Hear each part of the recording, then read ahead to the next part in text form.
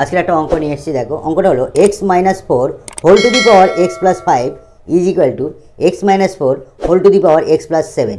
এইখান থেকে আমরা কীভাবে এক্সের মানটা বের করব, দেখো কীভাবে করছি। সলভ। অঙ্কটা হলো x minus four whole to the power x plus five is equal x minus four whole to the power x plus seven.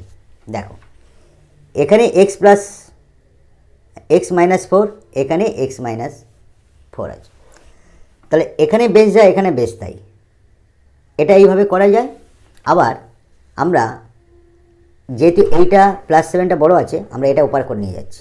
দেখো ওয়ান রেখে আমরা x plus four whole to the power x plus seven, আর এইটাকে নিচে নিয়ে আসবো x minus four whole to the power x plus five. দেখো এটাকে কী হবে, ওয়ান ইজ ইকুয়াল টু, দেখো আমাদের নিচেরটা ভাগের সময় পাওয়ারে পাওয়ারে বিয়োগ হয়, তাহলে x minus four x plus seven, এইটা মাইনাস হয়ে যাবে এক্স মাইনাস ফাইভ। অতএব ওয়ান, বাম দিকে ওয়ান আছে, এখানে x minus four x plus seven, এটাকে গুণ হয়ে বেরিয়ে আসবে প্লাস মাইনাসে মাইনাস এক্স, মাইনাস মাইনাসে প্লাস ফাইভ, এটা মাইনাস এটা প্লাস, মাইনাস প্লাসে মাইনাস ফাইভ।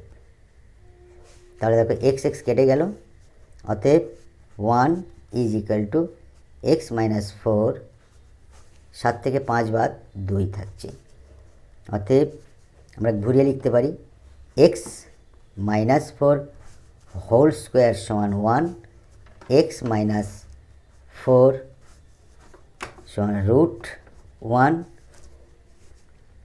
অতএব x minus four plus minus one, অতএব এক্স মাইনাস ফোর সমান ওয়ান লিখতে পারি, অথবা এক্স মাইনাস ফোর সমান মাইনাস ওয়ান লিখতে পারি।